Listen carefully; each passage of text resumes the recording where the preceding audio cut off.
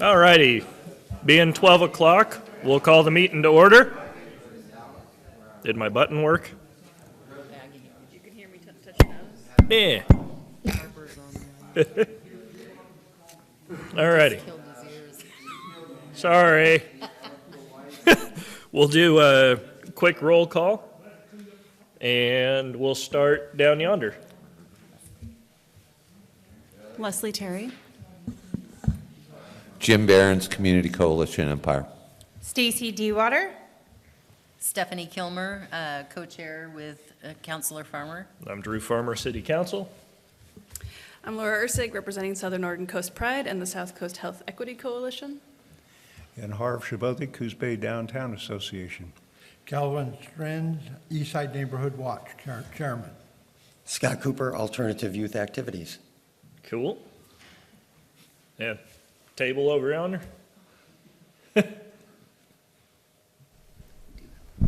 Christine Sylvester, City of Coos Bay. Okay. Darren Coleman, Community Resource Officer, Coos Bay Police. Chris Chapinar, Chief of Police for Coos Bay. And who's online? Because I took my glasses off. Harper. We got Harper online, and then Bandana. All righty. Roll call's complete. Next discussion item, we've got a bit of a presentation. It's going to be an age-friendly communities presentation from Bandana from AARP Oregon. So go ahead.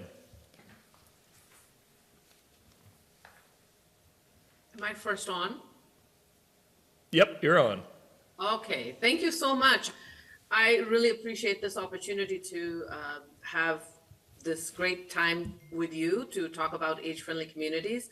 My colleague Carmel Snyder was going to be the one doing it today. So I have a little bit of a late notice, and hopefully I'll do a good job to give you an overall picture of what age-friendly communities are.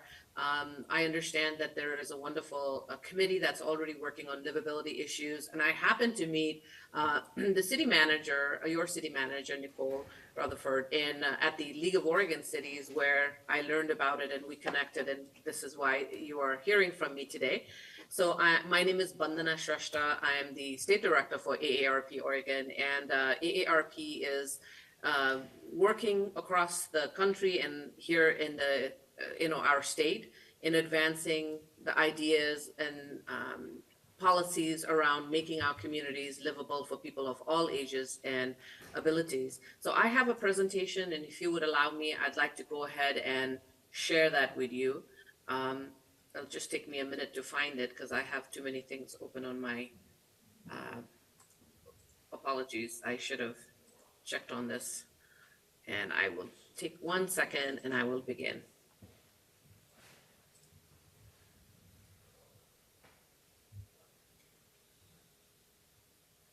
Okay, hold on. I'll try again. All right. Okay, you can see my comments too, which you didn't need to say it, but here we go.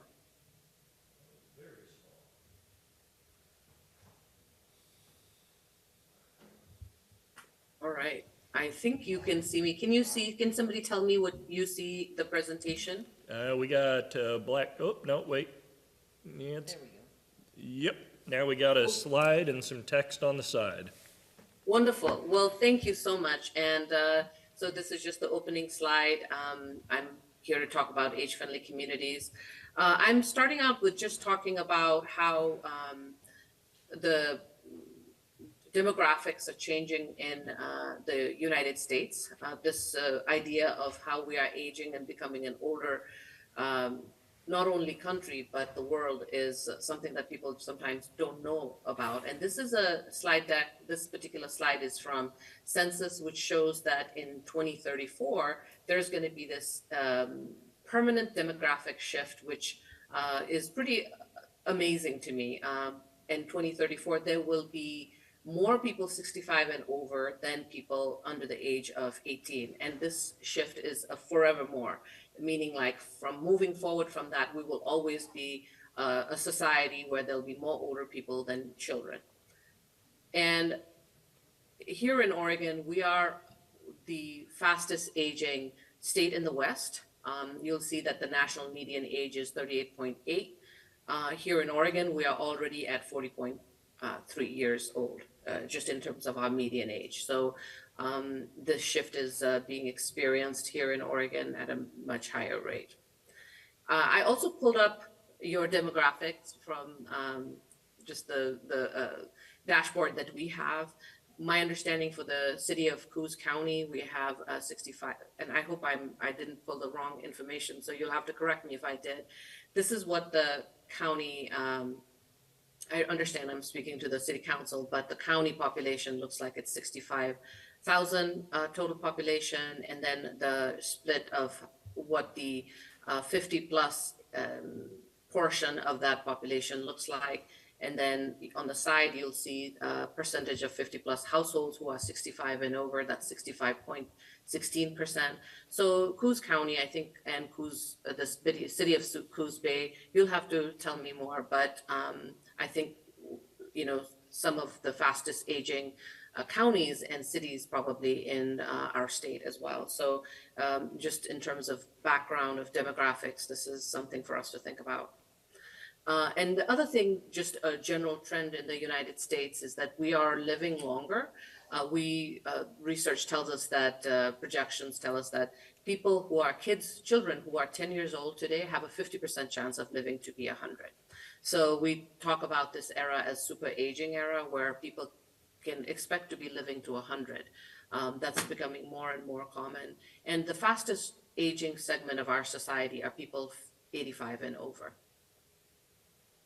And just because there's so much interest in livability in general, this is a quick snapshot that I grabbed from our AARP Livable Communities dashboard.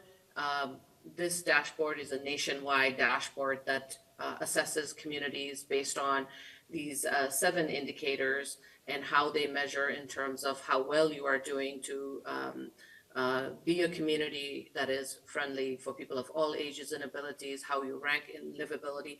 And the score is 57, which is above average. The average score in the United States is 50. And there are some of the indicators where you are doing really well, like for instance, in engagement, it's really high. Also, transportation and environment looks like it's doing really well as well. But there are other areas where, like health access, or even opportunity, where you may say, okay, those are areas in terms of livability that might be of really interest. And this dashboard that I'm showing you, the livability index, is not the same thing as the age-friendly framework, which I'm going to show you in a little while. I apologize for interrupting real quick. On the slide presentation, it's giving a preview of the next slide, and it's causing the slide you're presenting to be very tiny.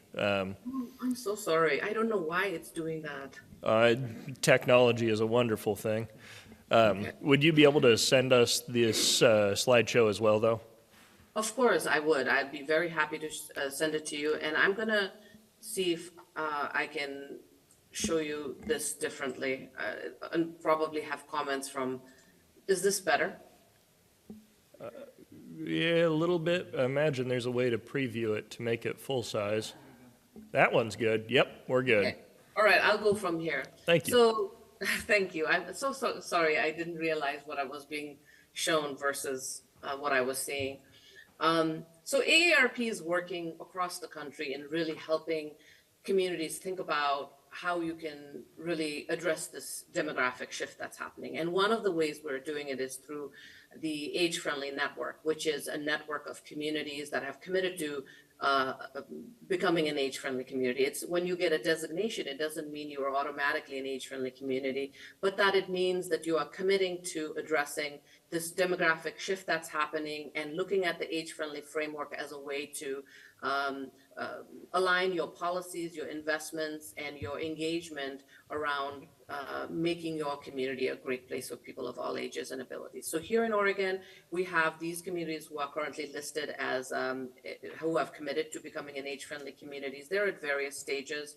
And altogether in the country, we have 900 communities that have committed to this. So what does it mean to be an age-friendly community? Well, becoming an age-friendly community means abiding by and really looking at this 8 domains of livability as a framework for thinking about the changes that you may want to make or assess your community against, to be sure that we have all these domains addressed to make sure people can live successfully throughout their life course. So you'll see here, this domain has 8, this framework has 8 domains. There's the built environment domains, which include housing, transportation, open spaces, and then there's the social environment domains, which include health and community services, social participation, respect and inclusion, community and information, and civic participation and employment. If people want to be able to live in their own community, it means we have to have, like, for instance, not only affordable housing, but also housing that's accessible. So people should be able to maybe downsize to a smaller home where they won't need as many, to maintain their garden or maintain their home, or that have a no-step entry. Similarly, for transportation, do you have walkable streets? Do you have transportation options for people, not only public transportation, but also maybe paratransit or volunteer driver programs? So this framework and what it means to really address each of the domains, there are lots of tools and resources and policy options and those kind of things that are made available for communities that join the network and who really want to strive towards addressing any one of these domains. So in terms of the age-friendly, becoming an age-friendly community, there is a process. It's a 5-year cycle of improvement is how we think about it. The first thing that's necessary is for the executive of the municipality or whatever the jurisdiction is to submit a letter of intent, which would say, yes, we are interested in becoming an age-friendly community. We will do the assessments and all these kind of 4 things that have been outlined right here: conducting a needs assessment, developing an action plan and evaluation, implementing and assessing the plan, and then really integrating older people's voices in that whole process. And one thing I would like to say is that in terms of a plan or evaluation, it really has to work for the community. It has to be integrated with the plans and activities you already have going.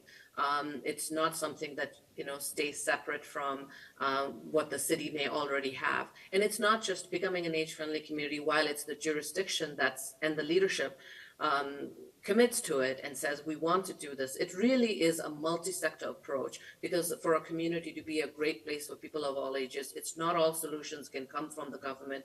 We really need a good civic infrastructure. We need businesses to think about who their clients are, who their consumers are. So there is an opportunity for nonprofit, for our government, our business sector to really see and take advantage of the opportunities that are also there from having an aging society. It's not just like, oh, people are going to need care, but also like, oh, volunteers. Most of our volunteers are older adults.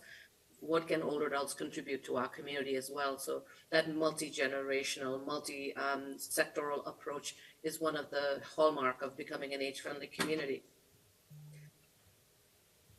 And so what's next for Coos Bay in terms of really, if you are to join the Age-Friendly Network, which I invite you to consider joining, it would mean first making sure that there is support from the mayor and that there is a letter, but also that you have champions who will take this on and really work on looking at how your city, your county, your city especially is doing in terms of those age-friendly domains, and looking at housing, transportation, and also assessing and understanding what do the residents want, and looking at the inventory of what is already going on that might really be contributing to making Coos Bay a really livable place for people of all ages and abilities.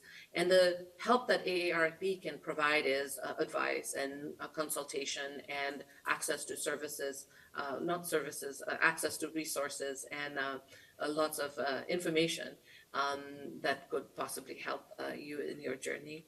And one of the things we do a lot is research and find out what age-friendly communities are doing.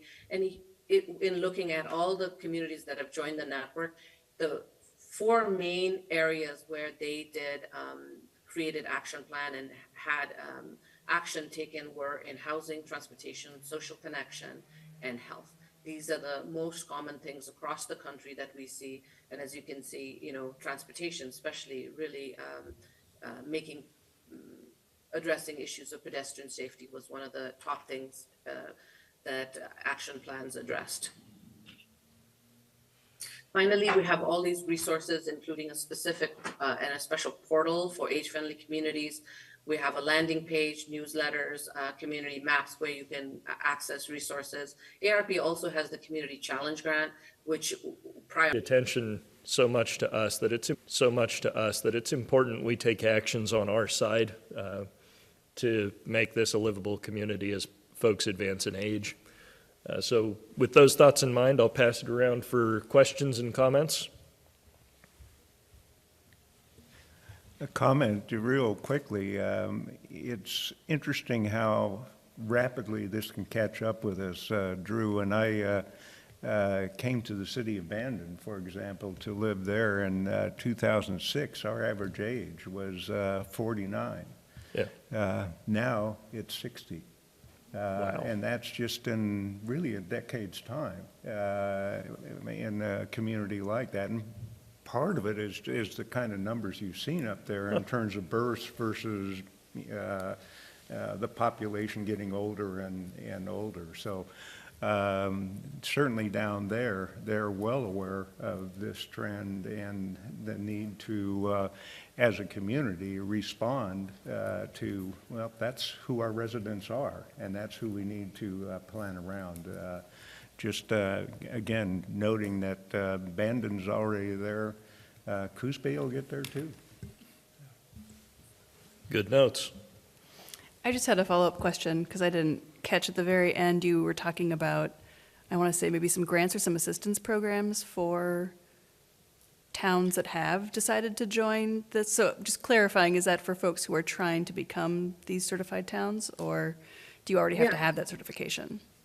Well, the recommend those communities that have made that commitment. We also have a smaller age-friendly Oregon grant, which builds on the challenge grant. So there are little pockets of money that are available, but for communities that join the network and, there is not a separate pocket of money that ARP offers. This is done by communities at the, because it's important to them and because it makes sense. And there's alignments that really address both opportunities and challenges that you have and are addressing. So that was a long answer, but hopefully that provides some context. Thank you. This is Counselor Kilmer, and just to go into a little more depth on the grant, the challenge grant that you're talking about, the four topics that you outlined are basically things that we are working on from the council and the city level. So I see why Nicole saw this as some low-hanging fruit. But can you give us some samples of some of the projects that received funding from this most recent round of grants? Oh my goodness. I don't have it right in front of me, but I will pull it up. It will be easy enough to do. But I'll speak to some of because it is a quick action grant, I can tell you a little bit more just generally as to what that means. That means, projects that can be completed in a short time. So for transportation, for instance, we've had, Nicole will probably know what it's actually called, where you do a demonstration of to make a street safer. Oh, goodness. But hold on. I'm sorry, I put you on the spot. We No, could it's also okay. look that up if you could. I should have pulled that up since I was going to mention it. If you I'll tell could you what- maybe provide where we could go and look up Oh, some yeah. of those things, because I know that those have been comments that have been made, especially on transportation, to the council in a variety of ways, and I have they them have some in front of ideas me. and some solutions I'll for give that. you a quick snapshot. So here, this year, we had two communities who are age-friendly communities who got grants. They joined last year. Age-friendly, Independence, City of Independence and Monmouth both got small grants, $15,000 and $18,000 for starting to develop a new park and then to do some activation around pedestrian alleys.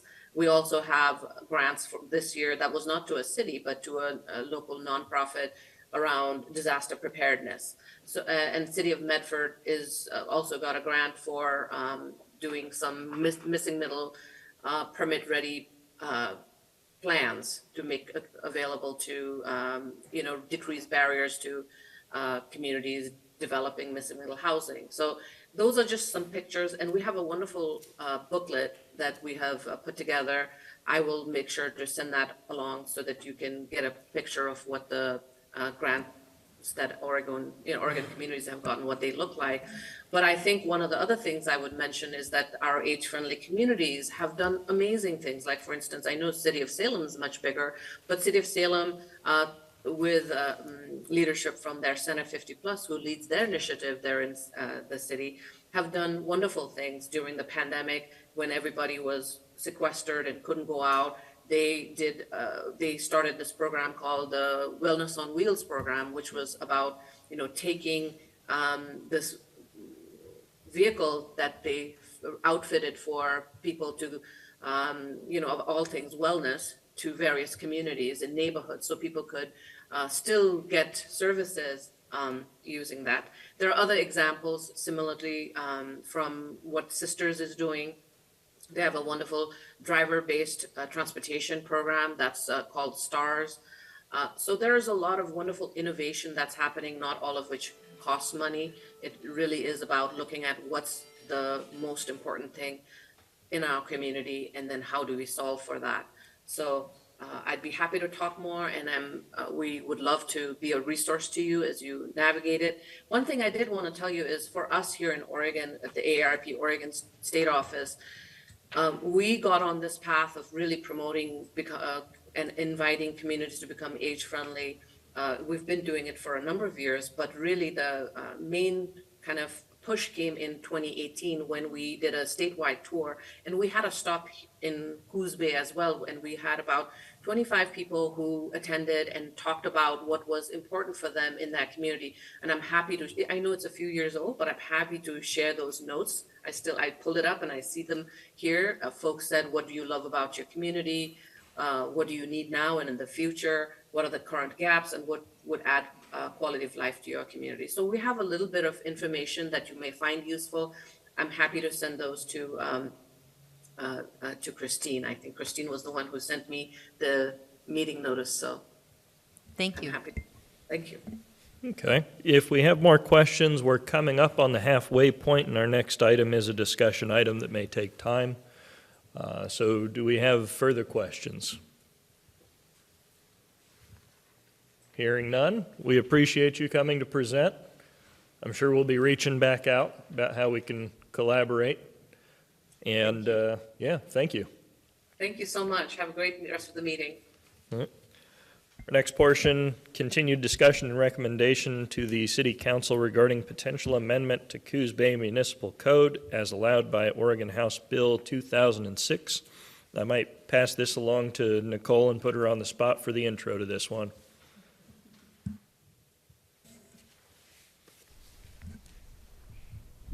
Okay, hopefully you can hear me. Apologies for coming in late. Sometimes I double book things, but so just kind of refresh what we're hoping here is to get some feedback. I think many of you already provided some feedback on our camping ordinance in relation to specifically the number of units that we are, camping units that we are currently allowing. And then there was just some other details that were added in there and some of the feedback. So I think Christine shared out what's been commented on already. If there's any feedback on any of those comments, specifically, I think we want to discuss, the number of units, which is 3 right now.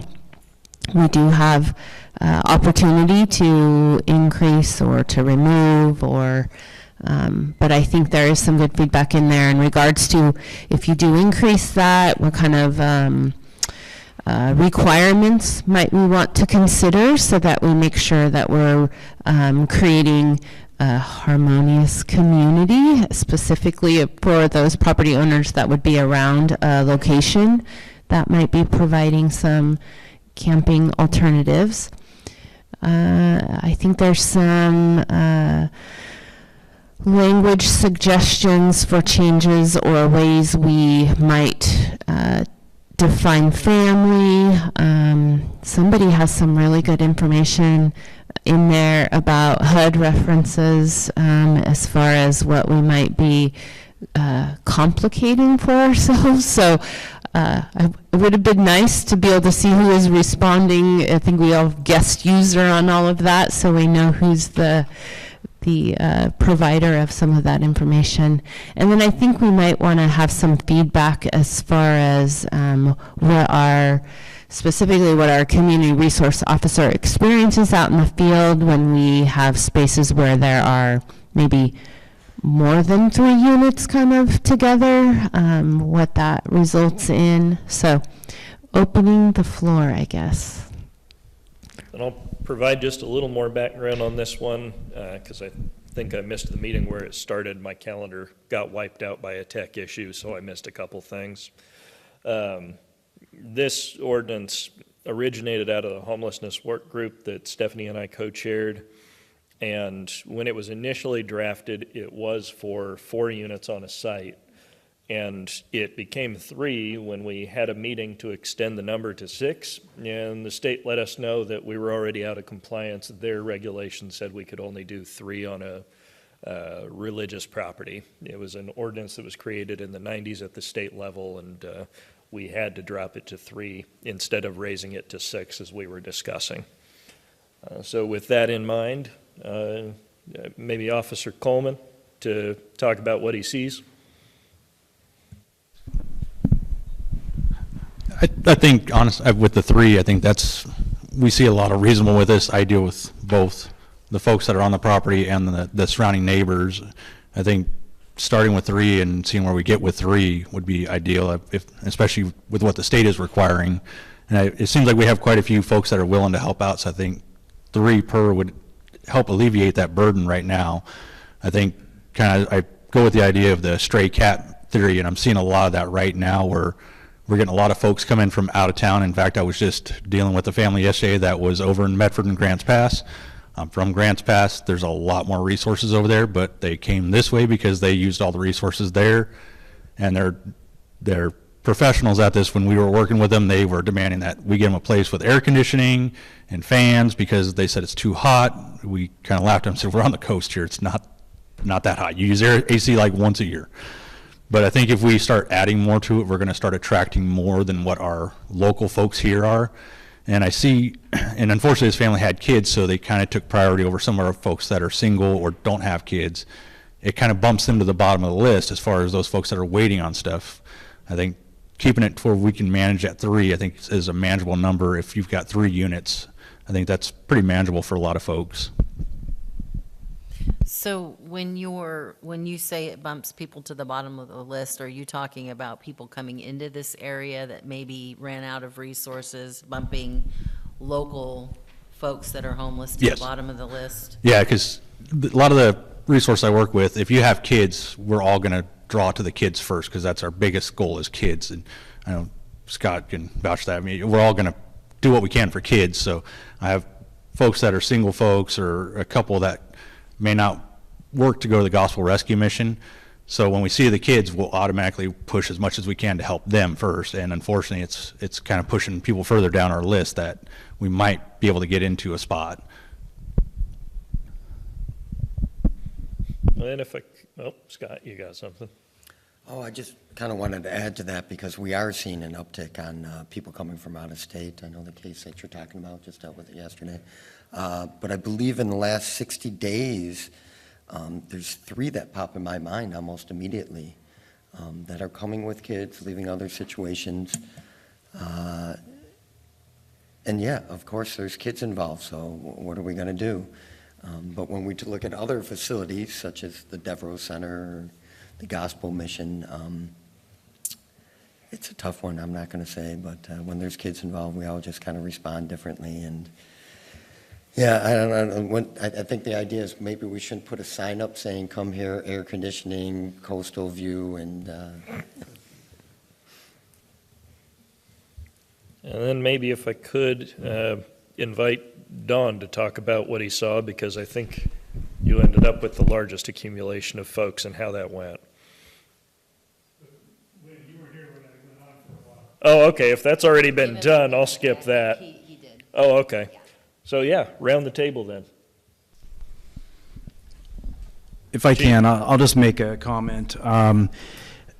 I think as we consider whether or not we want to expand from the 3 that we have identified right now, and I think this group has already considered this, but I'll just reiterate it. I think we really need to consider whether or not that facility or that property has adequate sanitation.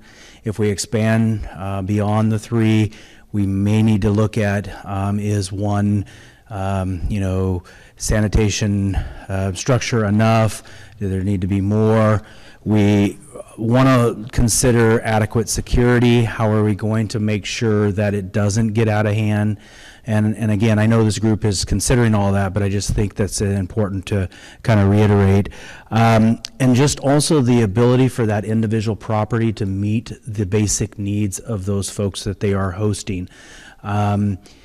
And summertime is different than wintertime. So we need to look at, we have a very long winter, a very short summer. So if we're looking at this right now, we might say, hey, it could easily support 4 or 5 or even 6. But as we move into winter, what we have found is those numbers sometimes need to be a little bit smaller to meet those folks' basic needs. And what we don't want to see is we have good intentions by expanding the numbers, but then the basic needs are not met, and that's going to create a greater problem for our community. The other thing is the neighborhood impact. We really need to consider neighborhood impact. Because what we are, again, trying to do a good thing, but what we don't want it to do is turn into a detriment for that neighborhood, and then we start receiving multiple calls and issues regarding those expanded camps.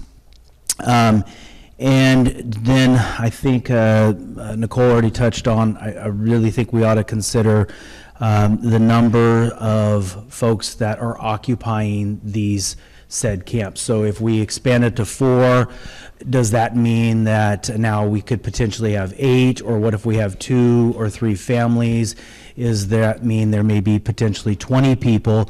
And then all that basically goes back to what we have to make sure that there's adequate sanitation then if we're going to have 20 people.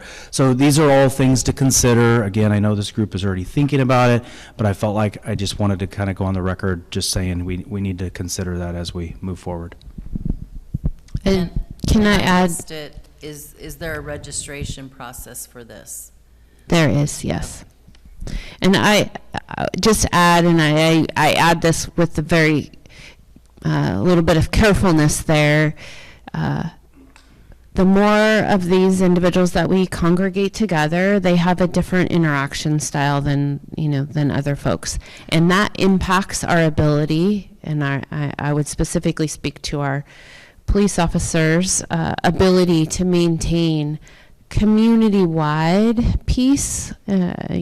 And so I want to be careful that we are making sure that the whole community has the same access to our police services than what we will be providing to these kind of smaller groups as they become more congregated, and without stressing out this very limited resource that the city has. So I'm going to play devil's advocate here.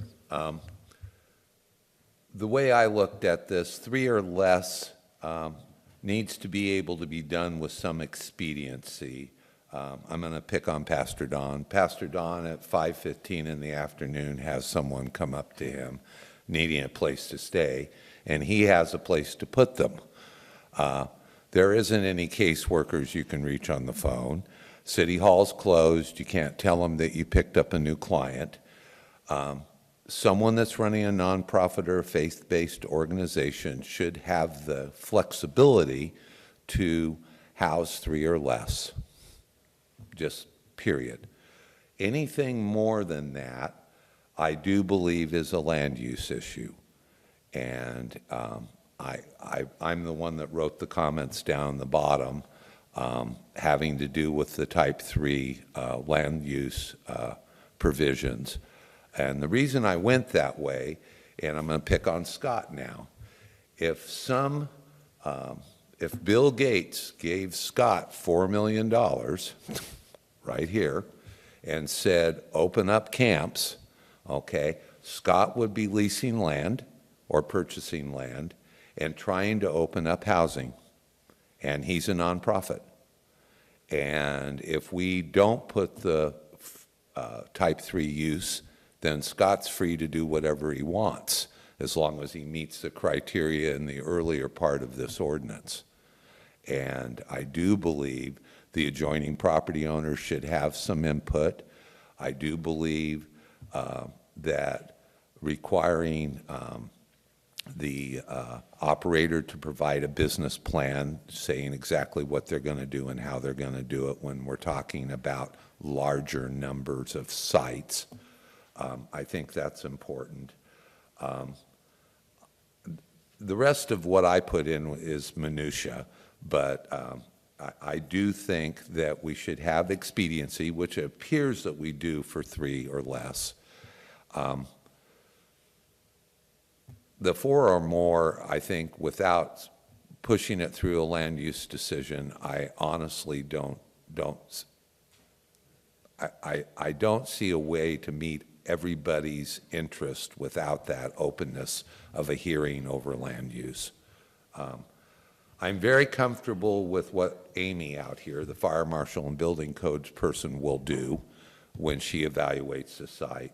I've looked over what the Oregon Department of Health requirements are for organizational camps, and that would meet the sanitation and stuff. The chief did bring up a good point.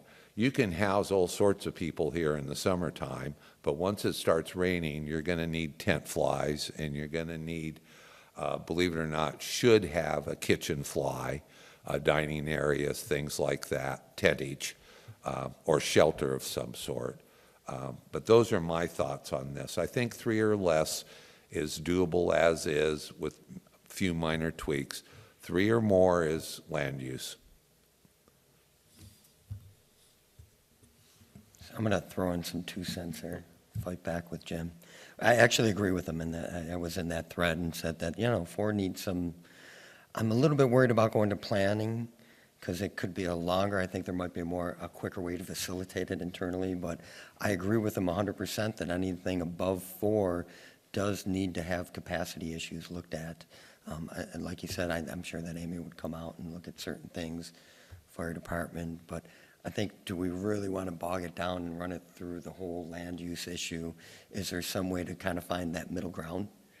That it can be looked at case by case without it. And then there's also the idea is if you start getting more than 5 or 6, now you've got a whole other issue, right? So a lot of conversation about one single unit, right? That's it. Major, you had something? I have a comment. It has to do with, from the operational side, I remember being in Colorado Springs and the fire chief showed up at my building. It was a homeless shelter. And he handed me a bill. It was thousands of dollars. And it was for the number of times the fire truck had come to my building, and they said, you need to do something about this. And I'm like, what can I do? What control do I have over people calling the fire department? He said several ideas, and we went through the trainings. Needless to say, what they weren't after the money. They were after the fact that the resource was drawn from the community. Like, they were down at our building so often that they weren't able to respond. Their numbers for responses went up, from 4 minutes to 5 minutes, whatever it is. I don't know what it was at that point, but that was one consideration. The other has to do with, I think the chief said it well, the devil you know versus the devil you don't know. I don't know that the plan has been tested. I know that there was a big to-do with the Supreme Court, so I don't know that there's ever been a camping ordinance here, so wouldn't you kind of just run it through first, find out, and then maybe go through the process? And that would be the next part, in the selection process for the agency, they might need to be aware of these sorts of things, that certain resources draw down on the rest of the community, and that, that different populations have different methods of working and things like that. And I think it's wonderful that we're going to house people. I'm an advocate for housing. I'm totally there, and I think we should do it. But I think that there's some certain level of responsibility that comes from this side, being government, to make sure everyone's they're fully aware of what they're engaging in and how this could go and what could potentially go wrong. Anyway, that's my comment. Could you just ask like a clarifying question regarding like the tax, like how much our police officers are going out to these sites? When I'm reading this, I'm hearing like there should be some on-site host security. What is the parameters of what that individual or group of individuals can do? Like, when does it turn into y'all's job to come out, and what's the rub there? Well, I mean, that's a kind of a tough question to answer, because when somebody places a call, we're going to go out. So it kind of goes along with what was just mentioned as far as how do you control somebody from calling. So we're in that aspect, we're call driven. However, what we have experienced is as these camps grow, they obviously generate more calls. And so, I guess if I had my wish, we would see more sites offering, shelter, but keep the numbers down where you have multiple sites offering support.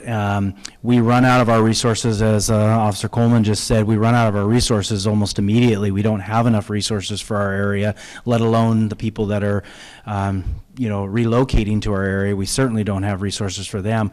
So we need more. I think we all can agree on that, but maybe we need more spread out to where it doesn't have that resource drain or impact because the sites get too big. And that's when we generally start seeing calls for services going up. We start seeing neighbors becoming upset.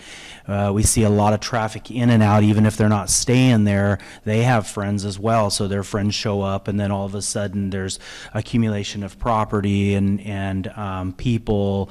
And, well, I'm not staying here. Yeah, I know, but you're hanging out here all day long, and now there's a lot more people. So when you add more numbers, you just get more. Does it feel like when there's a larger group of people, you'll get more calls from those who don't live in the camp? Like, are calls to y'all usually coming from folks who live next door?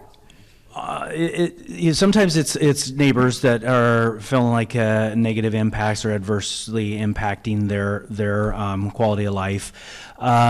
But also we see oftentimes it's not the folks that are given the resources. They're happy to be there. They're enjoying the resources. It's the folks that come to visit them, and the people that just kind of hang out there throughout the day become even more of a problem. And it's very hard for law enforcement to say you can't be here when they were invited to be there, and then we run into these types of issues as well. So I don't know if I answered your question, but it just seems like the more folks that you have in one area, the more the problems become. The question that I have is, and I'll preface that with a statement. I live in Empire, and we have a facility out in Empire, and when that facility is not operating, then we're seeing folks going into the neighborhoods. And that's, I even on my street, which is quite a distance away and a dead end, there's a lot of elderly people that live down there that are concerned about the foot traffic that goes through as people make their way to get to Cape Arago or whatever. So, but my question is, and maybe Nicole, you might know, the homeless response team that is a county, city of Coos Bay and North Bend program, have they identified locations so that we can maybe lessen that impact where these could be, as opposed to having one central? I mean, is that in process with that group? So that group was meeting, and I think they still do meet regularly with what we deemed stakeholders, and divided those up by kind of their area of expertise, I guess you could say. One of those groups was the faith-based groups, and there was some interest, but I don't know that everybody was coming to the table with the same kind of drive that Reverend Ford has for doing this work. Interest, but not enough actual action. The other groups that were meeting weren't really necessarily maybe going to be providing that. I mean, we had a group of service providers, and not all of them are equipped for having on-site kind of hosting of homes or shelters. And then the last group was our group, government, and we know we don't do that work. So yes, but not any that were really stepping forward with definitive interest to kind of walk into that space. And the reason that I ask that is because that is probably the group that could have the biggest impact. And so, you know, my concern is that if we change this ordinance, we don't have anything in place to break up those larger camps. We don't have any that I could see limit to the numbers of people that could be within a camp. It could be 8, it could be 20. You know, I had a family that used to come to a program, and that family they took up a row at the Egyptian Theater, 2 rows. So, I mean, without putting some caps on it, we could have a serious impact on the neighborhoods and our police department and fire department, for that matter. So I'll put out a couple pieces for consideration. One, I believe we've had the camping ordinance since 2020-ish. And in its original format, it was 4 units, and that must not have been catastrophic because we were considering going up to 6 at that time. So our reduction to 3 was due to state regulation, not due to a substantial issue with the number 4 in particular. The qualifications to provide that service we had put into place, I believe, qualified 11 or 13 churches just in the city of Coos Bay. Dawn was the only one to step up at that time. So there are other options. But all located in neighborhoods also. No, we had put in restrictions, so the ones that were too close to neighborhoods aren't counted in that number. So while there are options out there and alternatives, they have to step up to do it if we want to see it dispersed in that manner. I would tend towards 4 just because that was the original. Items for consideration, the over-concentration I agree with is something we don't want, if only for research into poverty, where we see that an over-concentration of people within the same low socioeconomic status tend to not have the same upward mobility that we see in lower concentrations into more blended in communities. So in the sense that it would be a church or a nonprofit, the individuals there are more likely to interact on that one-to-one basis when the number is low, instead of us seeing the development of a culture and society within that large cluster of individuals that then becomes insular and is interacted with less. We also see that in the study of social enclaves as well. An item Stacy might be more familiar with than me in terms of codes. I know when we look at supported housing, you can have up to 4 clients, at least on the mental health side, before you have to go into planning and rezoning and redesignating what you are. So if we were to go with that model as well, 4 is kind of the magic number there. 5? Developmental facilities is 5. Okay. So, yeah. But 4 is a good number. It's one we've already used and it worked. So things for consideration. I would just, as a counter to that, say that we were in a different time, I believe, when this ordinance was in place, than when it had 4 in it, than we are today. We have a comment from the audience. Dawn? Thank you. My question is, You're going to have to use a microphone, we can see that.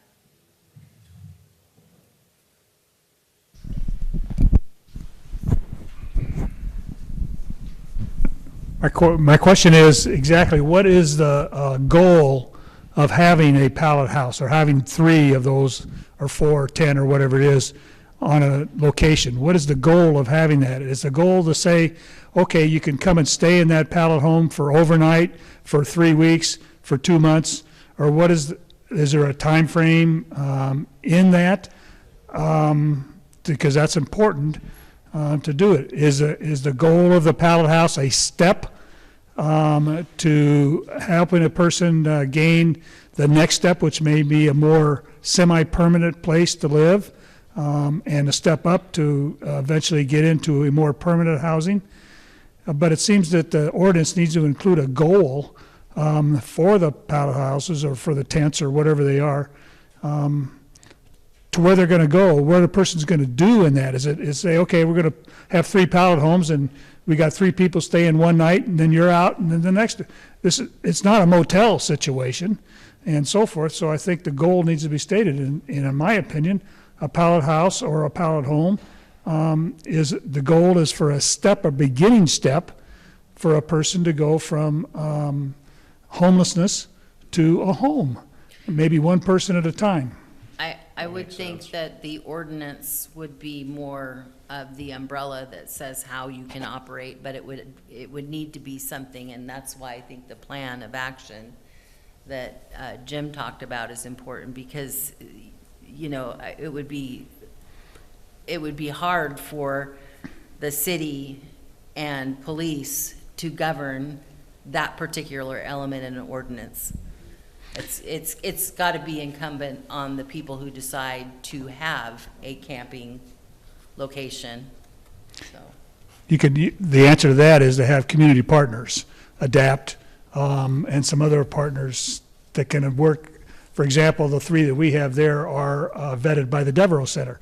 So they are responsible for the people that go in there for case management, et cetera, et cetera. So it's a step. It needs to be a step up. It's just not just a house over the roof, a roof over their head for a day or 2 days or 3 days. It's got to be something that works progressively.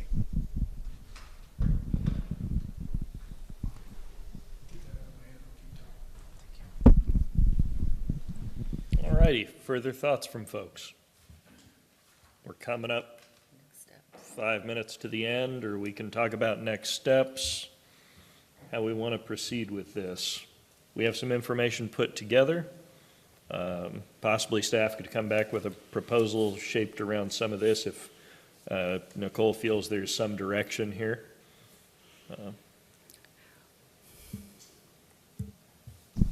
I think we've addressed the number comfortably well.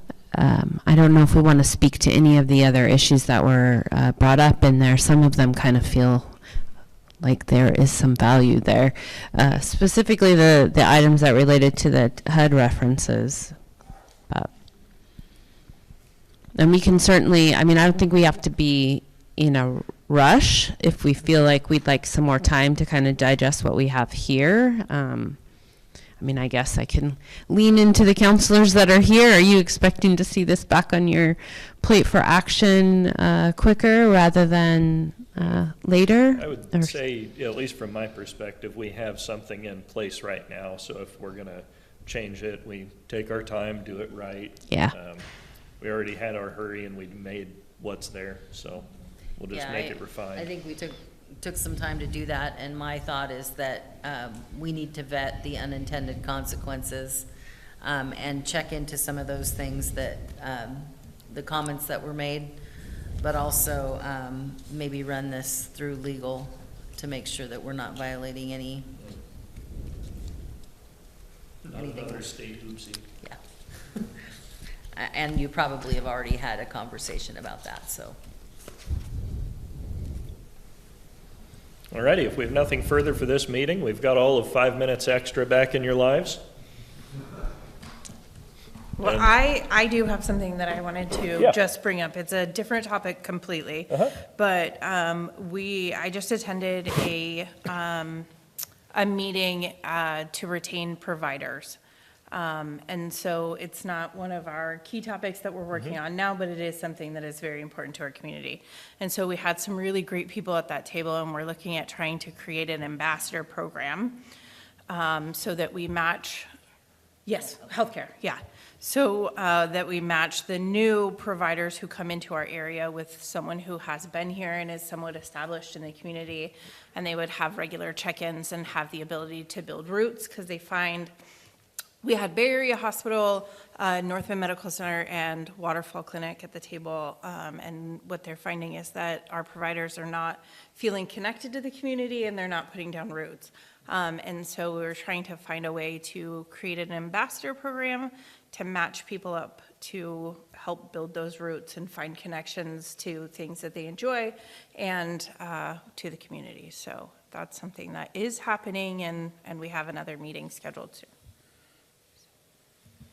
Good notes, appreciate it. Yeah. And we'll do a meeting adjourned then.